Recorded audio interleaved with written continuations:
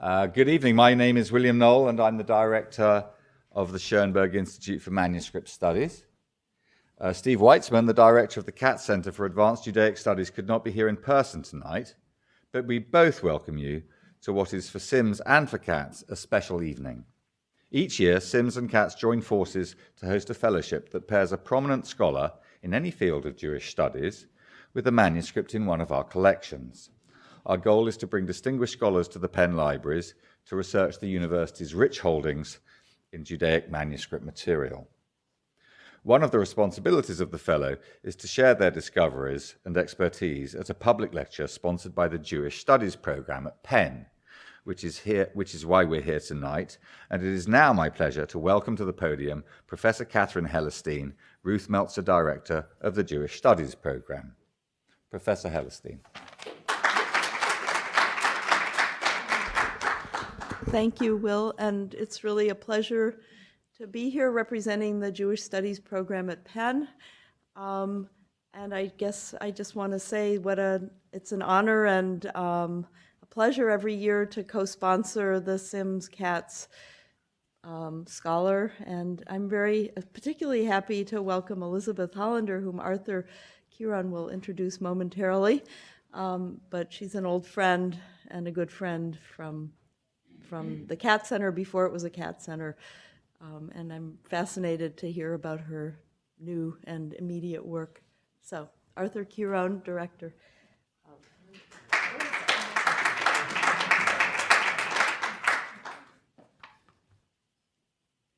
Hi everyone. My name is Arthur Kiron. I need to read my name because otherwise it would be lost on me. I serve as the Schottenstein-Jesselson Curator of Penn's Judaica Collections. It's a very special pleasure to introduce tonight's speaker, and I'm very honored to have this opportunity. But before we get to the formalities, I'd just like to acknowledge and thank our sponsors, particularly Catherine Hellerstein, Professor Hellerstein, and the Jewish Studies program. They've not only sponsored the lecture, but also the reception, which I hope you'll all join us for right afterwards, which will be here in this beautiful terrace area.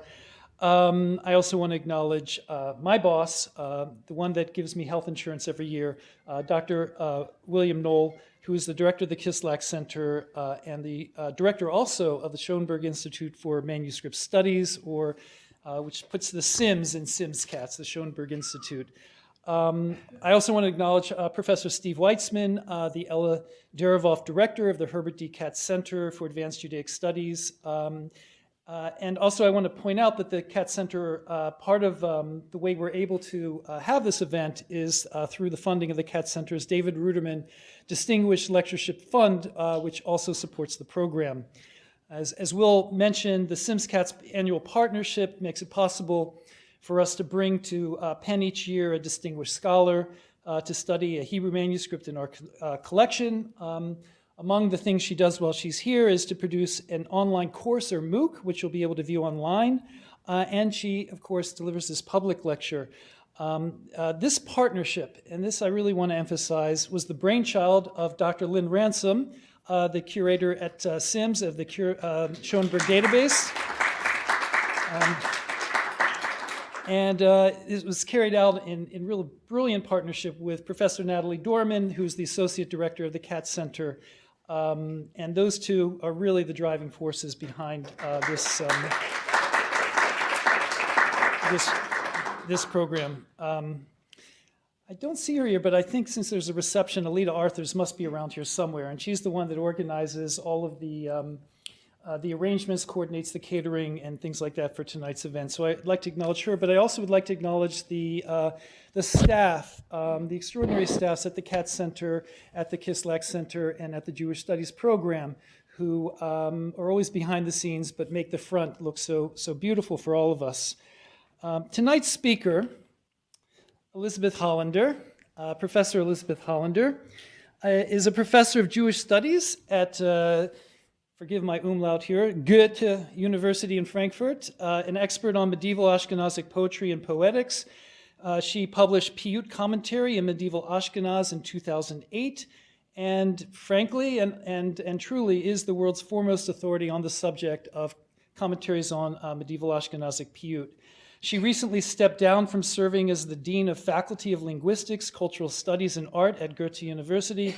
Most recently, she was named the President of the European Association of Jewish Studies. As thankless a task as there is, they will be convening in 2022 in your city of Frankfurt, which is a massive, thousands of people gathering, and I wish you all the best in planning this and carrying it out. I'm sure it will be brilliantly done. Tonight, Elisabeth will be speaking, as you can see from the title here, about a Mahzor, with this beautiful poetic layout, which already suggests her creativity. This is Rare MS 382, which comes from the Dropsy collection, and she'll tell us more about its provenance, its dating, localization, and indeed its hidden meanings, which she will shortly decode for you. I would just add on a personal note that I have known Elisabeth since the fall of 1998. We sat together while she was becoming the brilliant person that she always was, and I was finishing my dissertation, and she encouraged me along that path, that excruciating path, and I'll always be grateful to her. But tonight's program really came about from a moment in our rare book room at the Katz Center, where I was encouraging her to participate in our annual web exhibit. And I suggested to Elisabeth that perhaps she would like to work on a medieval Ashkenazic Mahzor. And so we brought it out, and she started looking at it and pointing out things which were just extraordinary. And I say that because I think if you listen carefully, if you've never heard a manuscript sing before, Elisabeth tonight will show you how to make a manuscript sing. It's one of the most beautiful, creative acts of empirical and intellectual and poetic interpretation, I think, that a great historian of medieval literature could do, and I'm so excited and thrilled that you could be here to share with us your knowledge and expertise. Professor Elisabeth Hollender.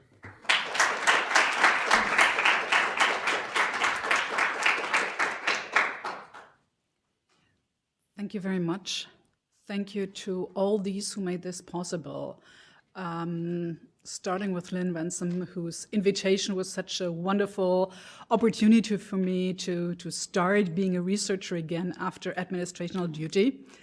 And to everybody here at the Kislak Center and the library who made working with the manuscript possible at a time when I thought touching that manuscript will be dangerous to the manuscript, which it was not, thanks to people from conservation and from the reading room. I would like to thank the Katz Center for making me welcome again after, this time I think it was 6 years, but it's like a third time I've been at the Katz Center, and it starts to feel more and more like a home away from home, like the paradise for research that we're all looking for. If there ever is an ivory tower, it's somewhere in the secret rooms of that center. And I would like to thank all the people who've made this stay so wonderful. Lynn, Natalie, Arthur, and everybody who has welcomed me and has shared their time with me, has spent time with me talking about things of manuscripts of Jewish studies and other questions, and medieval. And I would like to thank all of you for coming here tonight. So what I would like to do today is introduce you to this manuscript, Katz, Rare Manuscript 3H2, as Arthur mentioned. Give you a very general description of what a Mahzor manuscript actually is, what it contains, and then look specifically at this one manuscript and see why and how it is special, what we can actually learn from the object about the history of this one manuscript. So, the manuscript, a 14th century Western, well, yes, today I would say Germany, but like a manuscript from probably the Rhineland, written on parchment. Today it has 251 leaves of 305 to 215 millimeters. So it is a large manuscript, and you already see here on the slide, at least in the bottom, that there is ample margin. That margin was much more. At least on the outside margins, we're talking of another 1.8 inches that we should add in each direction. You're seeing a square script, an Ashkenazic script with a simplified Ashkenazic vocalization. You don't see the simplified right now, but you can trust me, Mahzorim always have a simplified vocalization. And what you do not see here is that the manuscript actually is incomplete. It was damaged. There's several quires missing in the beginning of the manuscript and several quires missing at the end of the manuscript, and it was rebound. At that occasion, the margins were cut. And we will have a look at the cover. Again, you will see that it actually is leather around cardboard.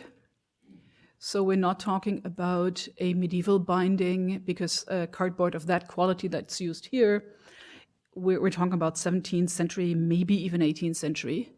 It's tooled leather, the two clasps are missing, and the binding altogether currently is not in wonderful condition.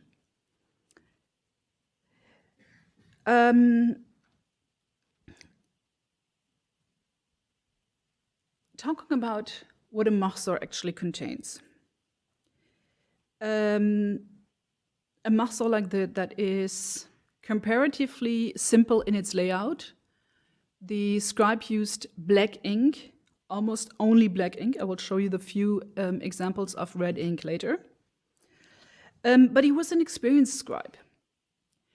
And he made use of the space on the margin in order to show his texts in the best possible way. So what you're seeing on the right page of this one is a piyut, a poetic text. And the scribe does take care to show the structure of the poetic text. He's giving us the initial words in large script. Then he's showing off the reverse alphabetic acrostic at the beginning of each line. And he's actually showing off the reoccurring word at the end of each line, schol.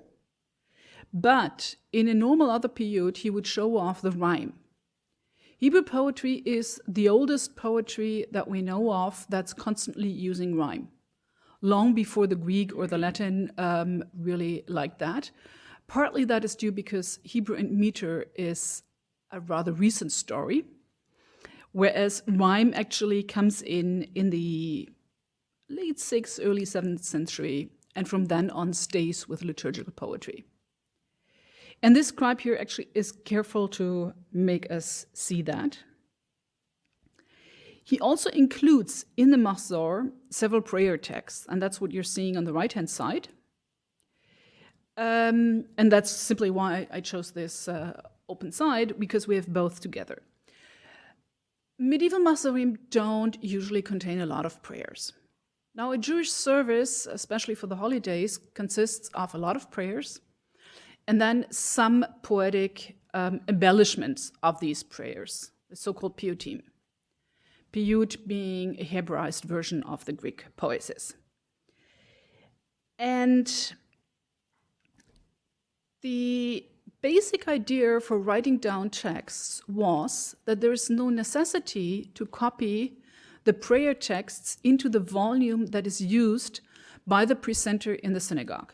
And a beautiful parchment codex like this, of this size, and like I said, there's a lot of margins missing here, would be for use in a synagogue. And while the precentor actually does say the prayers, and while there is that general understanding that you should say prayers from a written text, the medieval Ashkenazic Mahzorim that we have do not generally contain a lot of these prayers. They simply assume that there is either another book or that the Chazan is reciting these texts from heart. It's what we have are collections of poetry. Poetry that is specific for high holidays, other holidays, fast days, and also for special Shabbatot. We have in this manuscript, since it is only a partial manuscript where the beginning is missing, it's supposed to be for the winter or the autumn holidays of Rosh Hashanah, Yom Kippur to Simchat Torah. If there are manuscripts that actually do have Simchat Torah by the 14th century when this manuscript is done.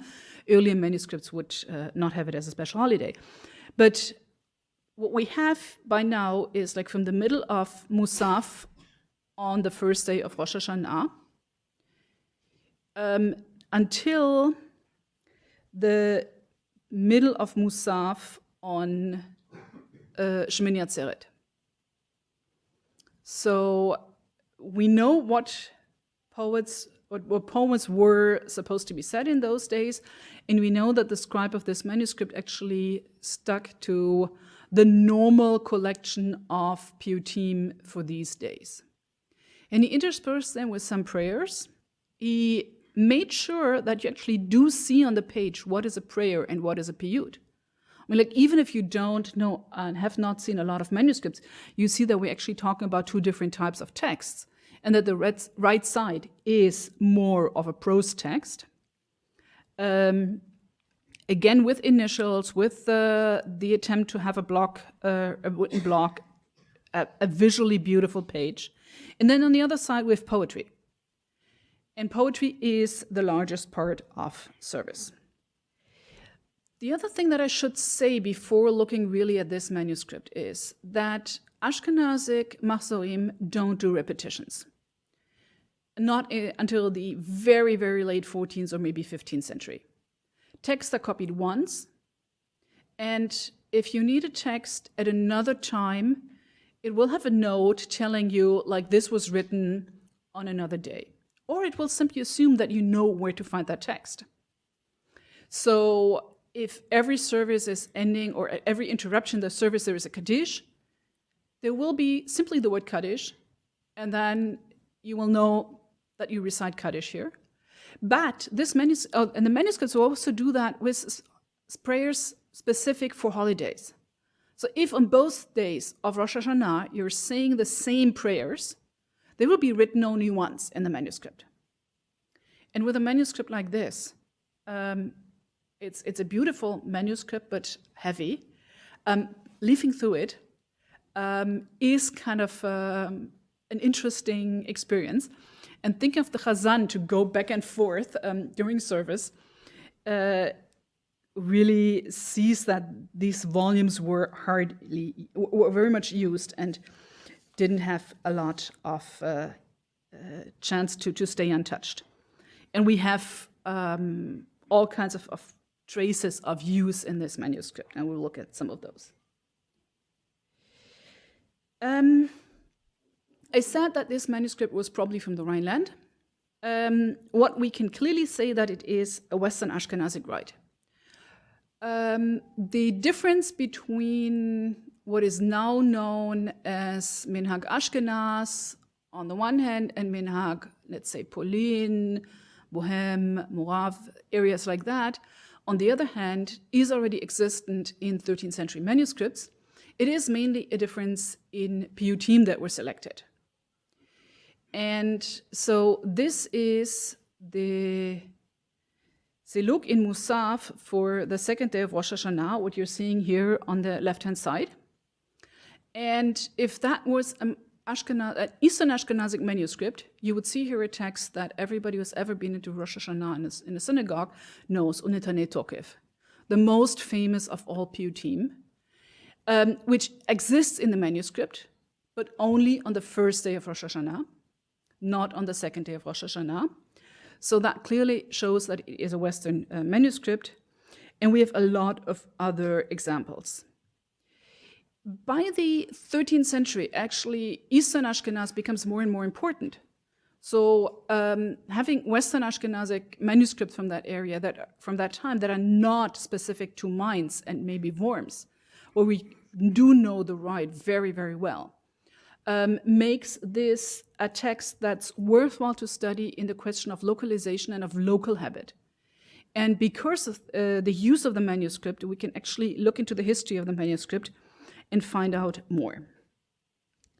So word continues. You have seen this hand by now for a few pages and recognize it as a early 14th, maybe even late 13th century hand, somebody who knows how to write, and that is how most of the manuscript looks like. But after folio 156, the script changes. And even if you're not a specialist in Hebrew manuscript, you can see that we're actually looking at two different hands. The second scribe is leaving less space between the pages, the lines. His script is clearly different. He has a different type of using his quill. And what you cannot see is that he's also using a different type of parchment. It's quite interesting because after folio 146, until then, all the quires are quadernia, so 4 bifolio per quire. Then we have 2 quires with 5 bifolio. And then for the rest of the manuscript, we have something that doesn't exist according to Hebrew paleography. And it's something that we don't find in Ashkenaz.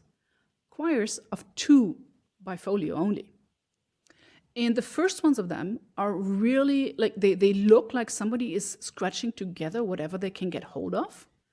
You have bifolio of 2 different qualities bound together in a quire, a stronger parchment on the outside, and then a very, very thin parchment on the inside. And generally, the second part in the parchment is by far more diverse than the first part. And it has a different scribe. The text continues. There is no interaction in the text. So this is clearly the continuation of work, probably interrupted at some point by whatever cause we will not be able to determine. But the person who took up the continuation of the work did receive the first part and tried to copy it as good as possible. So within the PU team, he stays with the 21 lines per page. He's really like trying to copy the layout of the manuscript. He's pretty good at that. And when I first saw the manuscript, I did not realize like to what extent we actually are talking about 2 different parts here. And the change actually occurs in the middle of one long compilation of PU team, in one kedushta. And it's clear that somebody like was given, this is what we have, do continue. And I should add that liturgical manuscripts were produced for community use, but they were commissioned by individuals. So we had actually one donor standing behind this project who's asking, produce me a beautiful Mahzor that then can be used in the synagogue. You still look, we are not exactly at we are pretty much at where things are changing, or almost. Because in Sukkot, we have a rather unusual feature in this Mahzor. There are piyutim for Shacharit, for the morning prayer, in the first 2 days of Sukkot, and then from the intermediate Shabbat, and then for Shemini Atzeret and Simchat Torah. Not all days have piyutim for the evening service. In this manuscript, we find the first Yotzel for Sukkot, for the first day of Sukkot, so the piyut for the morning prayer, immediately after the last words of Ne'ilah, of the service for the end of Yom Kippur.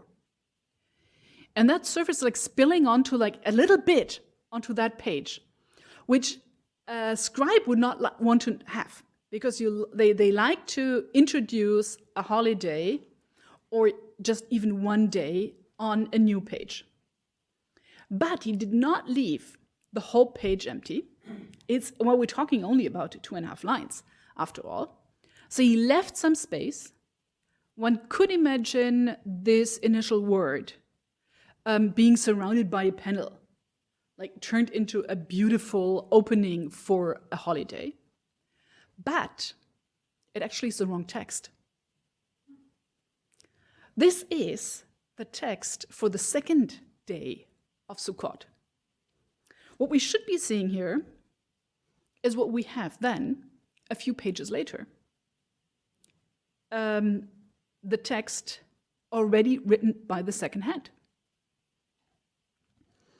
Now, the strange thing is that apparently the scribe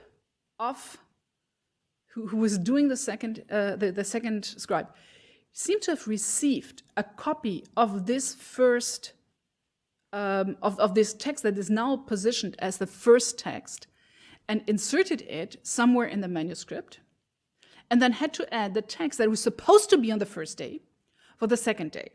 And this is completely confusing. Like, there's no Ashkenazic manuscript that has this order. In northern France, they're doing this.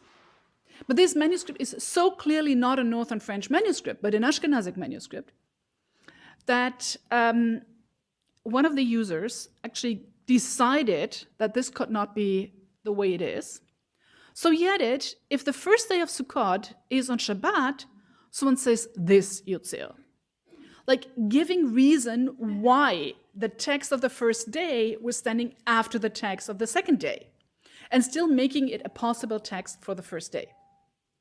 And we don't have rights that actually do this. It gets more confusing because a few pages later, after a page that has been cut out, we actually do have another copy of the text that's supposed to be for the second day.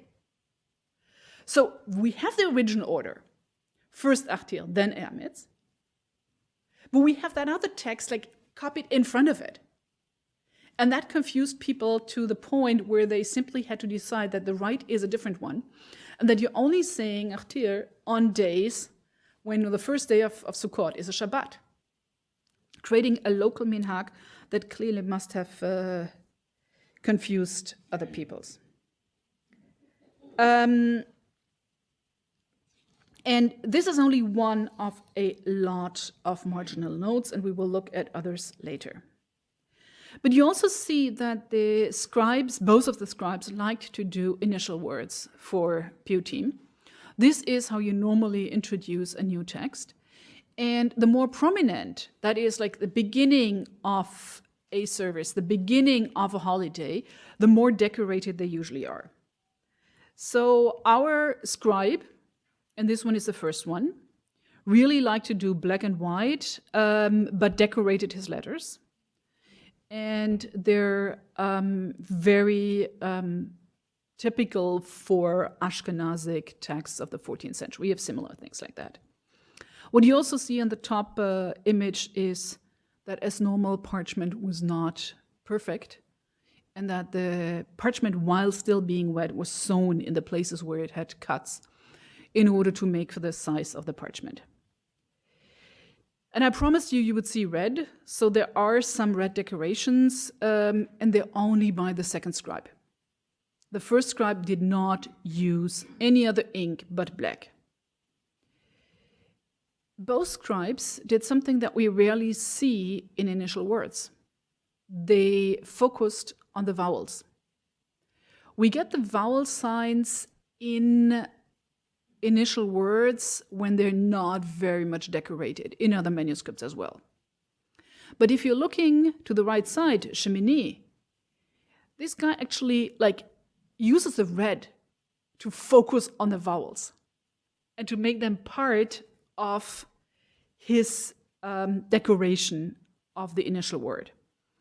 And that is very specific for this manuscript. He does the same actually in the one gilded letter that we have, or word, actually initial word, that is Kol Nidre. You see from how little text there actually is on that page that like he's writing it as big as possible. The Chazan can go like a few steps back and still read this easily and project his voice throughout the room. And it is, as I said, gilded. Today, the gold is not very shiny. It's a thin layer, but it is one type of gold. We do know of manuscripts where repairs were later done in the gilding, where we have more than one type of gold, and so on. And I would like you to look at the lamed of Kol, because it's unusual. It goes very, very high up. This is another feature of this manuscript that both scribes actually share, that the lamed goes on forever. And there's a few cases where in the middle of the text, like the top end of the lamed will show up like between words on the lower line. He really liked that letter to be, or both of them actually liked the letter to be very high. You even see it down in the second row from the bottom. You see that we've very high lameds.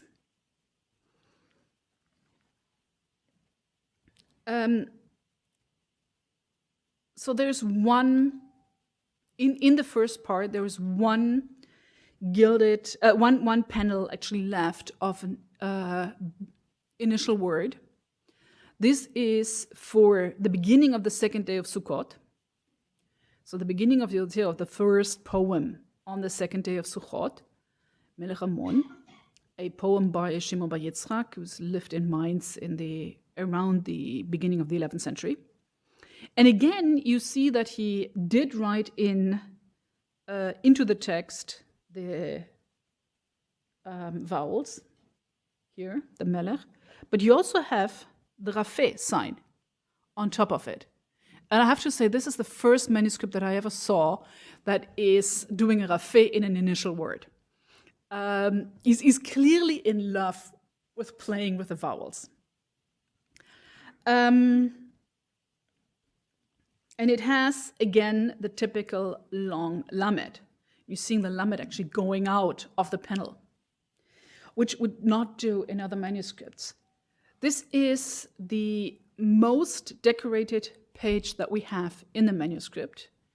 And just to show you that the manuscript still is not overly decorated, I would like you to take a look at the Nuremberg Mahzor, 1331 in Regensburg. That is probably the biggest liturgical manuscript extant.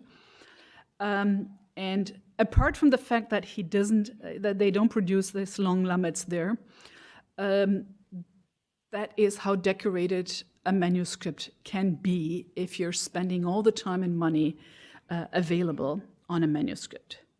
But still, the basic idea of a panel not decorated by animals, not decorated especially by human beings.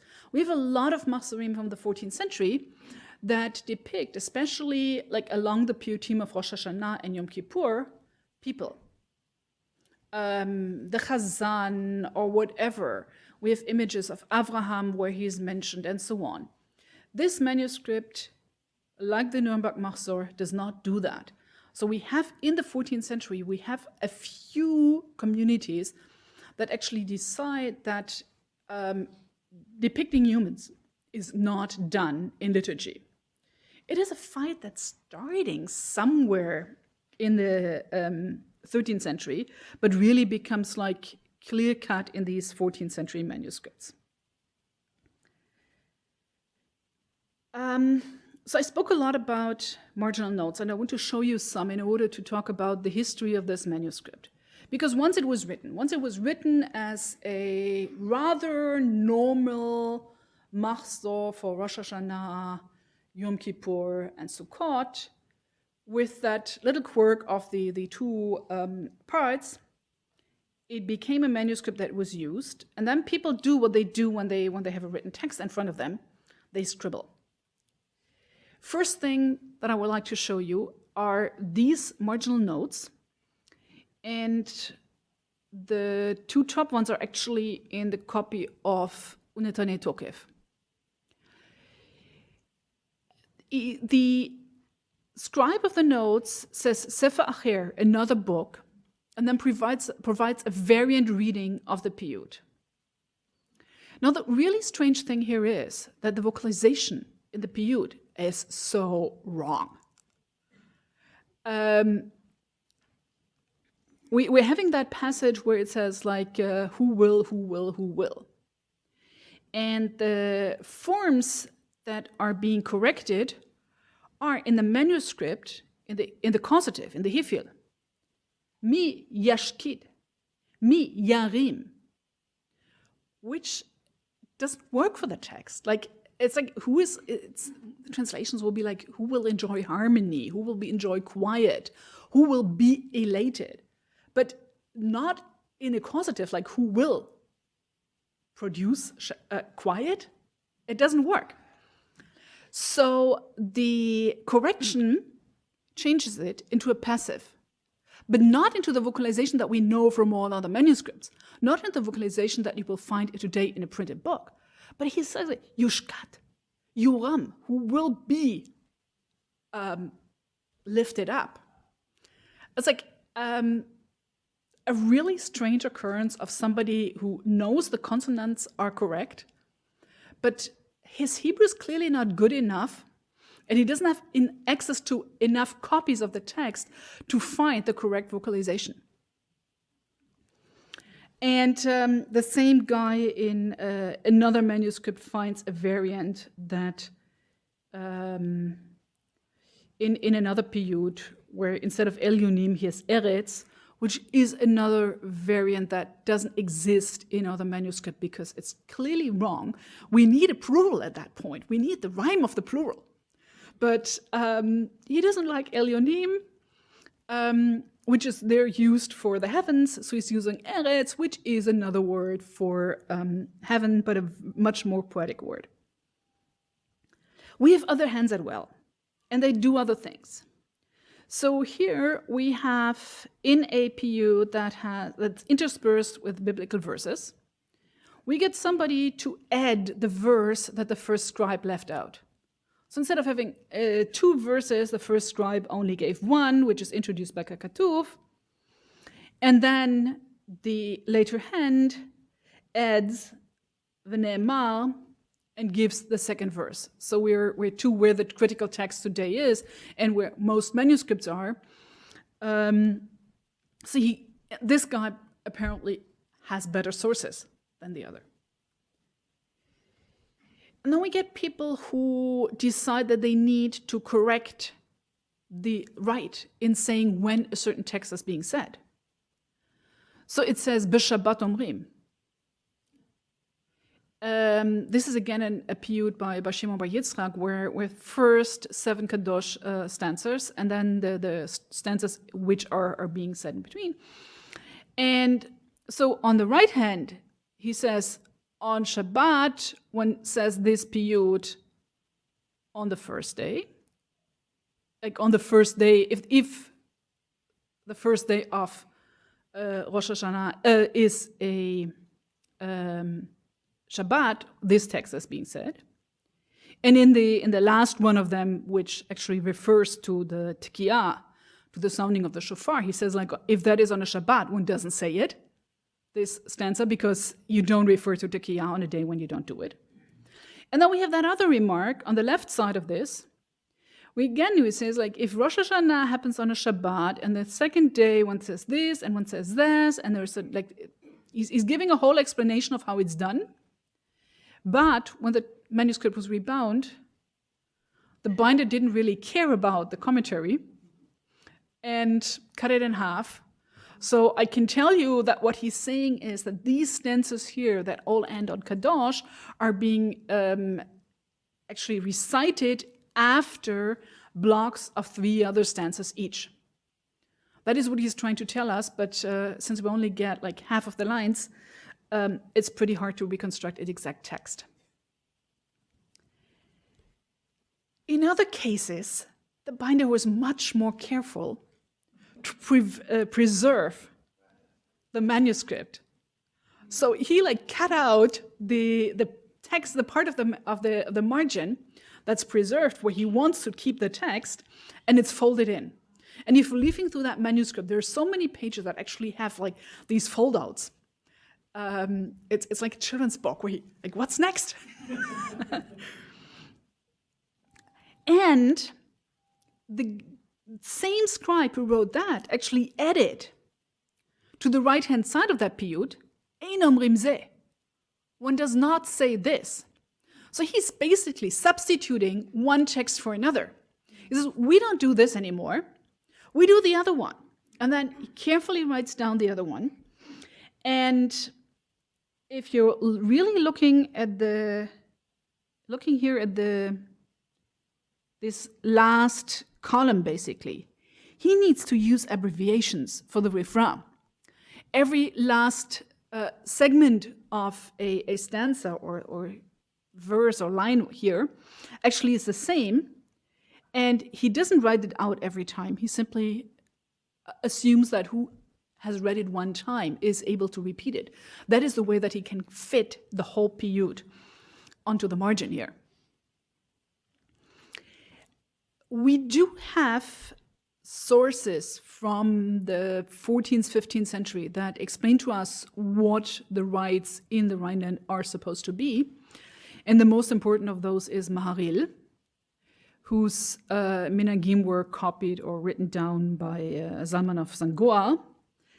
And we find exactly this combination that this hand here is suggesting by like not saying one of the piyutim, but adding the other one in the minhagim Mahzor.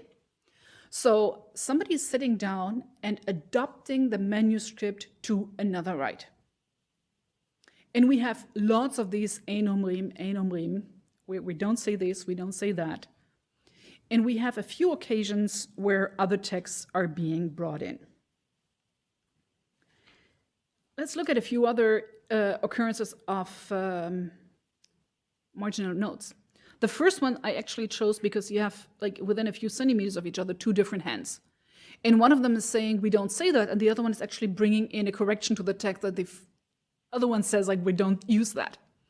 So we have different times. The lower one is earlier than the upper one.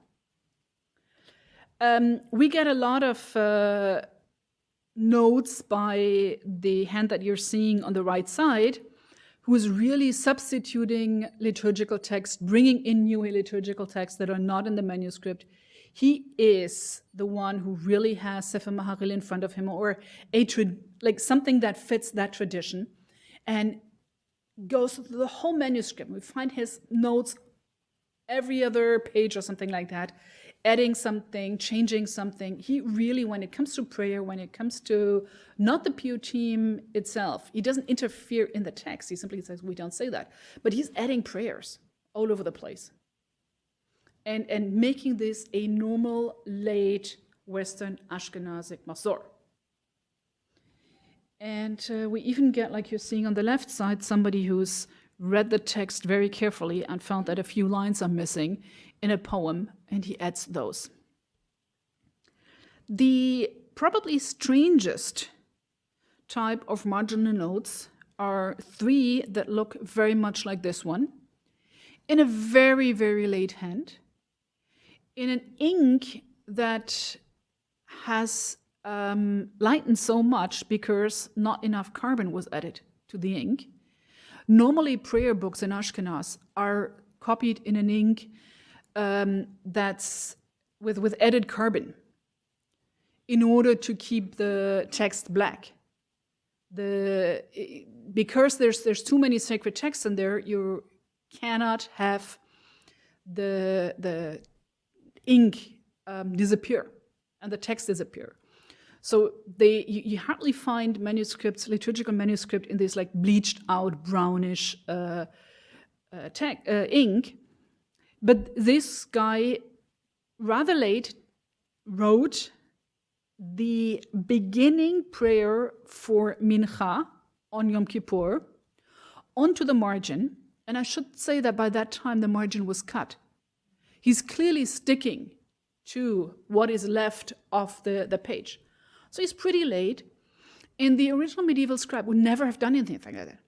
You don't need to say that you're actually introducing a service with a certain blessing. A presenter, Chazan, should know that.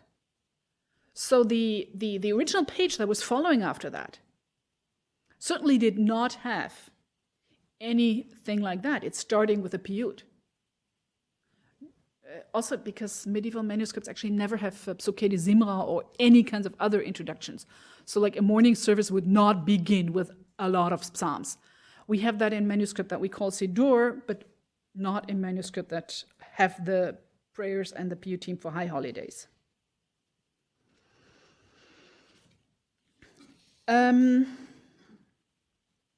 So we have additions to the manuscripts.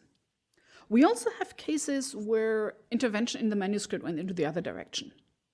I showed you a few cases where it says like enom rim, we don't say that piyut, but there is a much more radical way of getting rid of a text, and that is erasure, which you don't really like to do unless you have a text that somebody is very, very unhappy with. And we all know that Aleinu is one of these texts which you don't say in full. And there is a huge Christian debate about the Aleinu. They get to know it rather early. And then we have a lot of medieval Christian references to the fact that the Jews are actually like cursing the Christians and so on. And they do know that the Aleinu is interpreted to be anti-Jesus. And then we get this. In one of the earliest extant pages of the manuscript, I think it's folio 8, we get an Aleinu that's clearly been erased. And like, so it says like, to praise you, and what we do not see is Shelo Asanu Kamishpachot Adama and so on, who's like, all the texts that the Christians don't like is not there. This is not the typical way that Christian censors operate. They cross out. So this is a Jew adopting the manuscript to a Christian point of view of what should be there. We do assume that every Jew knew the Aleinu and that even the erasure would not make the Chazan recite another text. We have even more. We have near the middle of the manuscript on folio 155-56, we have, in the second hand although, a full version of the Aleinu, and I'm only giving you the second part where we have what we're not supposed to have. What has been like deleted in the first copy. שלא שמחנו כרור עלינו, ככל העמונם, שהם משתחווים להבל והרג ומתפללים אל אל לא יושיע.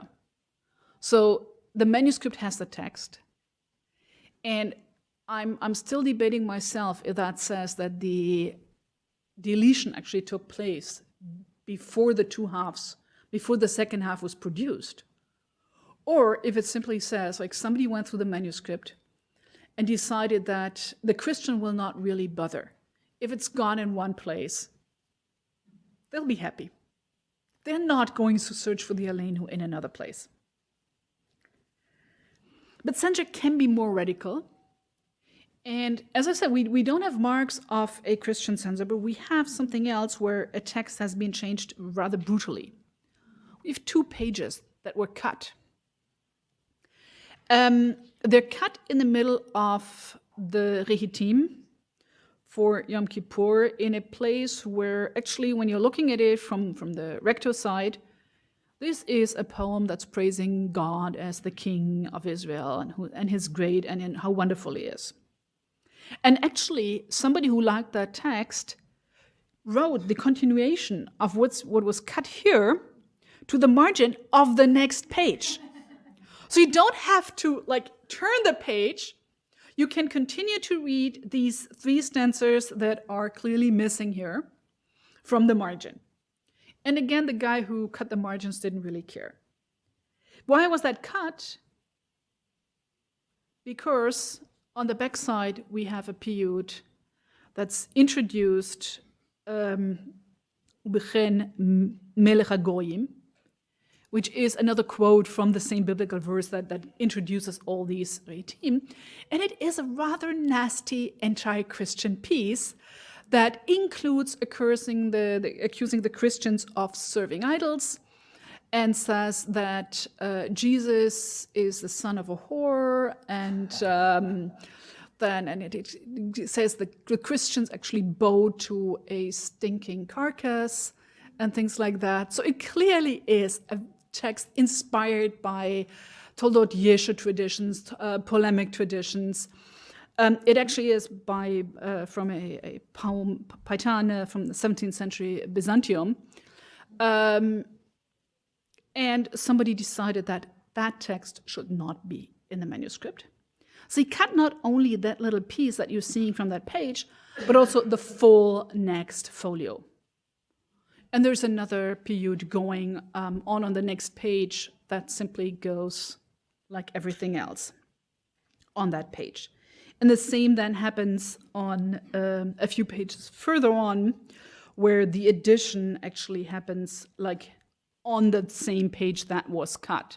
But again, the text that is being deleted is an anti-Christian text that lists all the non-Jewish people and then the punishment that God should mete out to them. It's rather explicit, again, not accusing Christians of idolatry, but telling them they're actually going to be punished by God. So that is human intervention into the manuscript.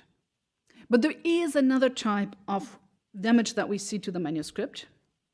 And in most of the images that you're seeing from when you look at the beautiful scans made available from this manuscript, you see that there is this mark on the cut of the manuscript. If you're going closer, you can actually see that these are scorch marks. It is hard to burn parchment. It really is. But this manuscript must have been in a fire that probably also damaged the front and the back of the manuscript, which is why whatever was left was rebound. And the margins were cut so much that as much as possible of the burnt part was cut off. And we only have like this part of it's like 50 leaves or something like that, where the scorch mark goes deeper, and whoever rebinds it decides to leave that, and that this much margin actually is necessary for the manuscript to stay. And he then goes and does all these like really nice and even tiny little pieces where he keeps on the pieces that are written on the previous margin that was so much bigger than the one that he still has. And that actually includes spaces where the original scribe, in order to keep the block, wrote like the last two letters of a word onto the margin. And he will keep those and like simply cut out a little thing to keep the text wherever he thinks it's important. So we can actually see that in those cases that I showed before, here, where the text that's been added has been cut, that by the time that the manuscript was rebound, these texts were simply not being said anymore. Rehitim are like the first thing that goes because they make service so long. This is like embellishing the Amidah on Yom Kippur, and you can easily have like 50 piyutim in one service. And there is reason to cut that short, especially at times when people don't know that much Hebrew anymore. And as beautiful as the voice of the Chazan may be, there's a limit to what people want to hear in service. And these texts are very repetitive. They're all on like very similar melodies. So if you cut, this is where you cut. And apparently the community that was using this manuscript was not going to say these texts anymore. So the person who decided what to keep and what not to keep of the marginal notes knew what he was doing. And he decided, okay, we don't know this. We don't say this. So let's not do the work here. Let's spare our time and do the work where we actually do need the pieces that were left. So we have all these, and then we have yet another human intervention at a later time, I would argue. There are pages like this. What you see is the beginning, or no, the end of the service on Mincha Yom Kippur, on the right side. Then it says, it gives you like the rubric. The next text to follow is Ne'ilah. We actually get somebody writing here a text that we will talk about later. And then here we actually should have the first piyut of Ne'ilah. Af Yadacha. It should be here, and it's not. Because this page, like two others actually, was cut out at a later point. It should be something like that. I'm convinced that the 3 pages that are, the 3 folios that are missing after folio 201, after folio 217, and after folio 241 were illuminated. They were beautified, and that is why they were cut. Because they were all the first piyutim of a service or of a day even. So we're missing Ne'ilah, we're missing the second day of Sukkot, and we're missing the first page of Shemini Atzeret. And all of these would have been beautified. They could have been gilded like Yom Kippur, or they could have had panels like the one that we saw for the second day of Rosh Hashanah. And there is a market, unfortunately. And that market has been there for a long time. The Nuremberg Mahzor that I showed you, they still accuse the French soldiers who came under Napoleon to Nuremberg, where the Mahzor was kept, to have stolen something like 14 leaves. It may not have been like in the very first years of the 19th century, but the 19th century is full of people cutting pages, especially illustrated pages from manuscripts, and selling them to others. So we don't know when this happened, but we have to assume it happened in the 19th century, maybe very, very first year of the 20th century. That actually depends on when the manuscript was used by whom. But in the 19th century is also the time when, like, traditional service, the one with piyutim, disappears. In 1819, the first Mahzor is printed that get rid of all the piyutim that you're seeing here and substitutes them by poetry by Yehuda Halevi and Shlomo Ibn Gabirol. So they're producing a new aesthetic. Then by the middle of the 19th century, we're deep in Reform Judaism and piyutim, texts that you don't understand and that transport messages that you do not agree with. Because they're very much like the personal Messiah and the kind of imagery that radical reform in the middle of the 19th century really doesn't like in Germany. So that is a time when the manuscript was not used anymore. And that is a time when you can cut out pages and use them for beautification, because this is not a liturgical book anymore. This is sitting somewhere on a shelf and is, we're so happy that they actually kept it as a book, because at that time they were also selling parchment to make cushions for people to hammer gold on. Like gold leaf is produced on cushions of manuscripts, and we have like leftover of these cushions that were glued together from like the matricle of Mainz University, one of the oldest medieval universities in Germany. Their list of students gets turned into a cushion for producing gold leaf. So we're actually lucky that this manuscript survived, or most of it survived. And still, somebody thought that the manuscript should be used for service, because they added Av Yadacha here at the bottom of the right page where the other page is missing. So somebody thinks that the period should still be recited, that the manuscript should be used in a liturgical context, and carefully copies out in a vocalized, nice way the missing period. So this happens really at the time in between, where orthodoxy is still an option in Germany. And one of the places where it was an option, obviously, is Frankfurt, where the manuscript then was sold.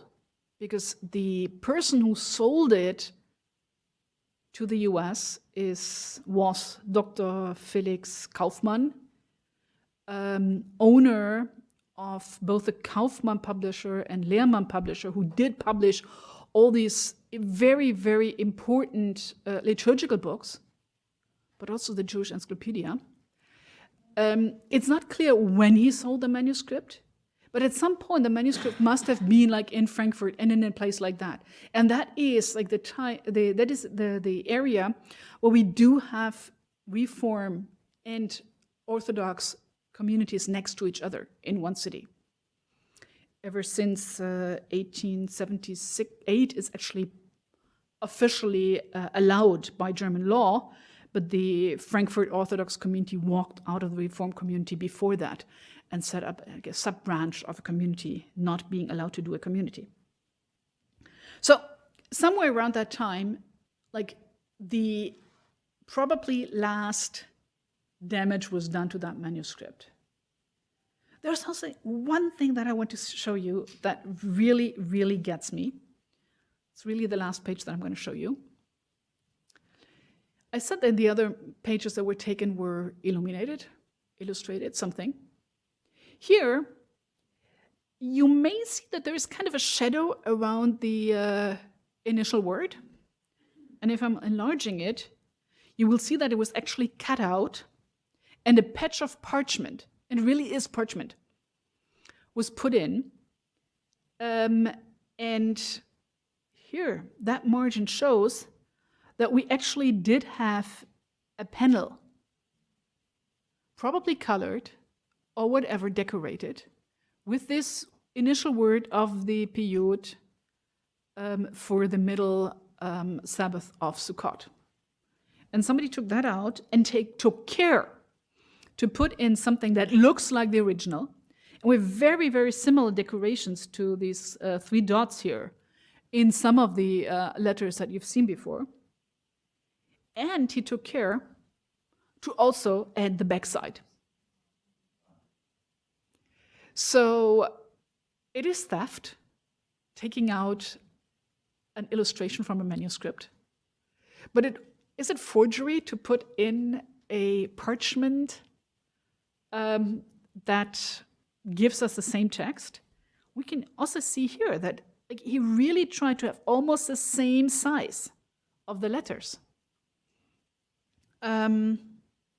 It's a really interesting piece of seeing what can happen to a manuscript if it's kept in a place that's less safe than the Katz library or here the reading room here.